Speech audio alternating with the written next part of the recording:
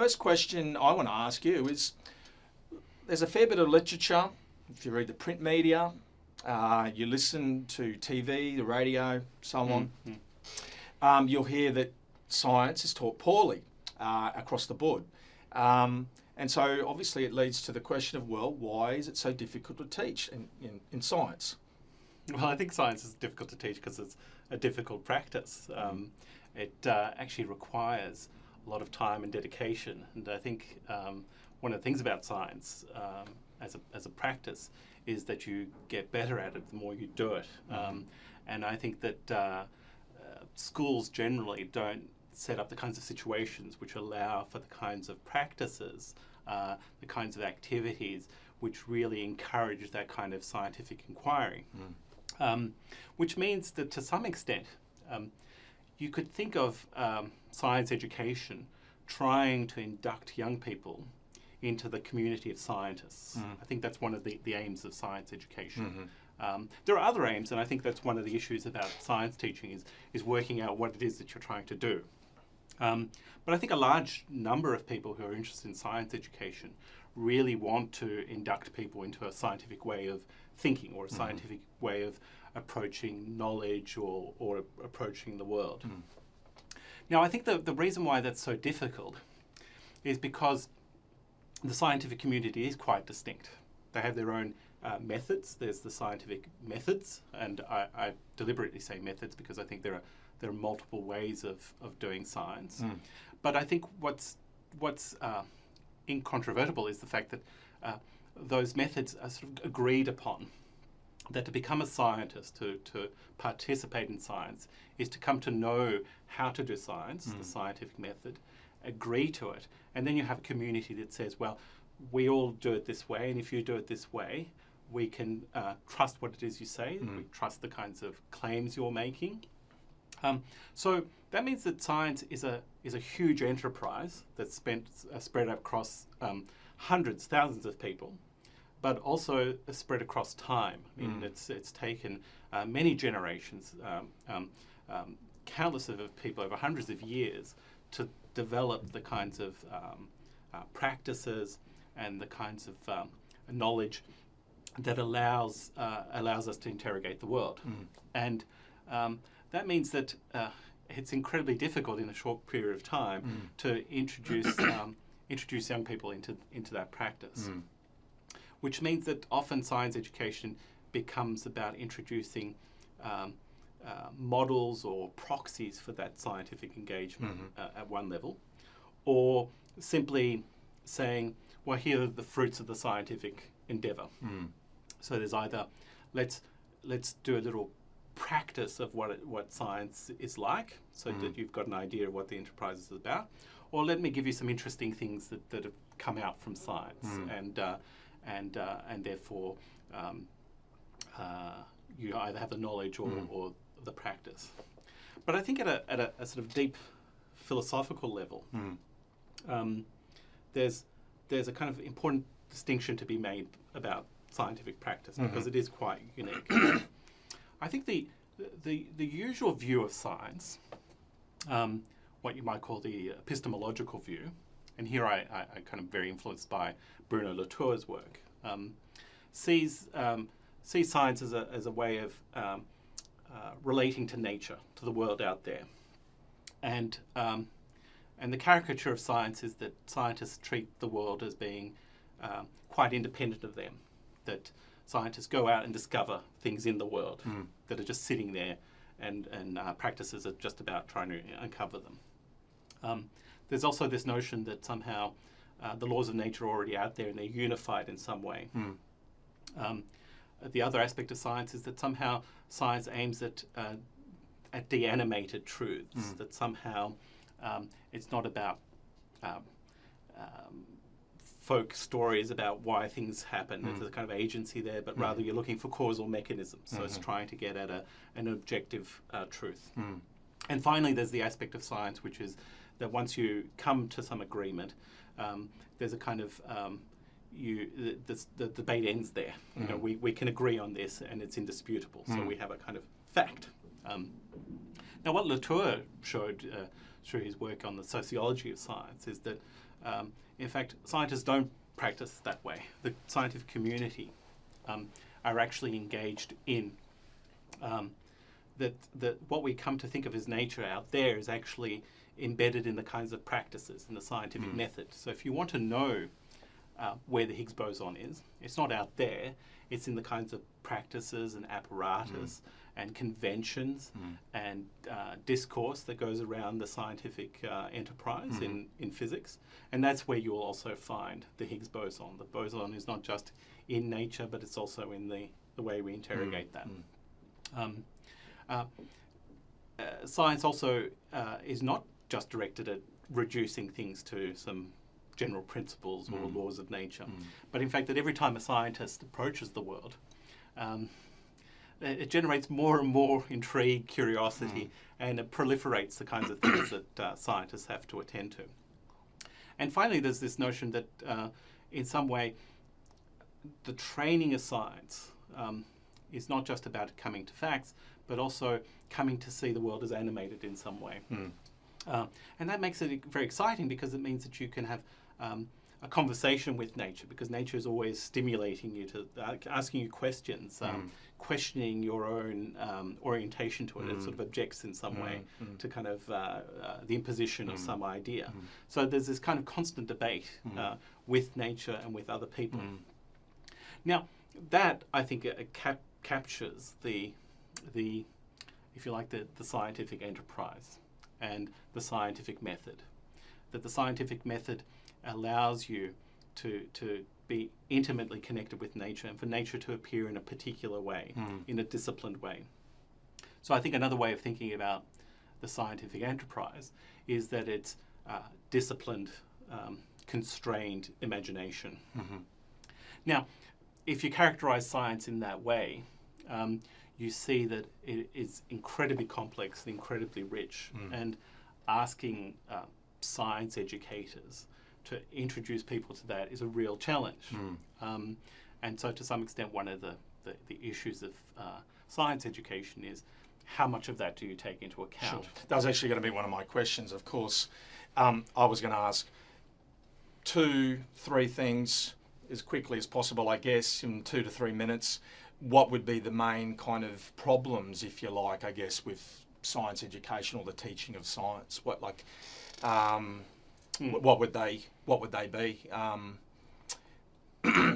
mean, I know you've alluded to it in terms of you have this very rich tradition, and then of course, I can imagine if you do not come from that tradition, as in you weren't a scientist first. That somehow you might be deprived. Well, deprived is probably not a good word, but you might not be familiar with the ongoing narratives and dialogues that take place within those traditions. Yeah. Obviously, you come from a physics background, so you're fully aware of those ongoing dialogues and dynamic nature of the narratives. So I can only assume that may be one of the problems, but then of course you have different age. Obviously, in an educational context, you have different, kind of ages. You have obviously, different parts of the curriculum that you're teaching. So I guess as soon as you start adding these layers, the complexity increases quite a fair bit. But sorry, I wanted to. Yeah. I mean, you don't have to be 3 things, maybe 1 or 2. No. Kind of perennial issues. How's that? Perennial issues.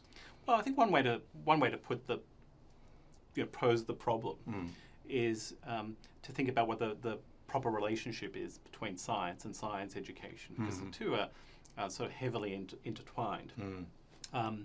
Now, you might say that they're entwined at the level of sort of practice and methods. So if you're doing science education and research, you want to draw on, you can often make the assumption or presuppose that you can treat education in a scientific way, that you can apply the scientific method to try and figure out whether there are causal relationships between certain types of practice. That's one way of looking at it. The other way is a kind of thinking about education as a kind of apprenticeship in particular practices, in which case that if you set up the right sort of laboratory exercises, that you're demonstrating good practice. And I think that's often associated, I think, nowadays with a very didactic approach, that it's all about activity without much thinking. And then I think finally there's an issue about the aesthetics of science. And perhaps I think that's one place that science education needs to think more about, especially in a philosophical way. And that's to say that perhaps what educators of science are doing, are engaging in an aesthetic practice, a process, where they're making aesthetic judgments. That when a teacher is saying, "Oh, well done, that was really good," in response to the way a student thinks about science or their understanding and appreciation of science, what they're really doing is making a kind of claim to the aesthetic quality of that experience. Now, it's not to say that scientists are not concerned with aesthetic judgment, but I think that what's underrepresented in science education is just how important that aesthetic judgment is. Sure. So let me illustrate it this way. You might think of there being two types of kind of judgments, and Immanuel Kant spoke about this too, wrote about this. That one is a kind of judgment where you express an opinion about something that you like, but you don't for a moment expect that to have some universal appeal. That when you say you're just sort of simply expressing something about something that's agreeable, in his words. And so I know that it's a subjective evaluation of something, but I don't expect everyone to hold on to that. But there are certain subjective claims that we make about the beauty of something, for example, that we say, well, no, in this case, what I want to do is I want to operate on the assumption that there's something so valuable about this that it really should have universal appeal. And that I've come to some understanding through my own experience that this is something more than just something that's agreeable to me. That there's something about it which is universally useful or appropriate for others to have. And therefore I will say, well, I'm judging this to be beautiful or truthful or something significant. And then that kind of aesthetic claim is then an invitation to people to say, well, yeah, look, I agree with you. I think that you're quite right, and I trust your own experience that you can and wisdom that you can sort of make such a claim, and therefore I accept it. And then what happens, of course, is if you agree to someone's judgment in that way, then you kind of set up an aesthetic community. So in lots of ways you might think of science education as having more to do with art history or art appreciation than it does to do with the scientific method. Because a science teacher's role, is to make such claims to universal applicability or universal appeal, so that it gathers people to say this is valuable. Now, you might see that the perennial issue of student engagement, the dilemma of students leaving the sciences, being disengaged and therefore not participating in science and taking up science careers, is really being about a failure of the aesthetic judgments that teachers are making. So I think if science teachers attended more to the degree to which they instantiated those values of judgment, those aesthetic claims, then they'd be in a much better position to know whether the kinds of claims they're making are the kinds that will gather people together in a kind of community of appreciation, or whether they're just kind of, it's just taken as a personal opinion, I can take it or leave it. Now, I think one of the big issues with science education is that in the past, I think a lot of the setting up of that aesthetic judgment about science being valuable in a kind of universal way was already done by culture and by society. And I think what's happening now is because we're sort of valuing much more the immediate gratification of the individual, those kinds of big ideas sort of fallen by the wayside. In a sense, the rejection of the meta-narrative has destroyed our capacity to make these aesthetic judgments. That's not to say aesthetics are no longer in play, but the aesthetics of science are no longer supported by society. Fortunately, though, I think they're supported by the scientists. So the scientists who are not necessarily in the business of aesthetics are nonetheless producing ways of encountering the world in an imaginative way, which present an aesthetic picture which is appealing, which is why people are very interested in David Attenborough's work, Brian Cox's stuff, all these fabulous communicators of science touch on the grand narrative of science, the kind of that aesthetic quality. And then science educators wonder why it is that they're so successful, and then in the classroom somehow it fails. And maybe, I'd suggest, that science teachers don't love science enough to come across as being as making judgments about the beauty of science or the value of science. And this isn't a move which is, and I'm not suggesting that this is some fancy power game in order to collude people, but rather a very human tendency to try and draw a community and test that out in that community. Sure. We might leave that question there and we'll move on, but I guess there's a nice connection to the next question.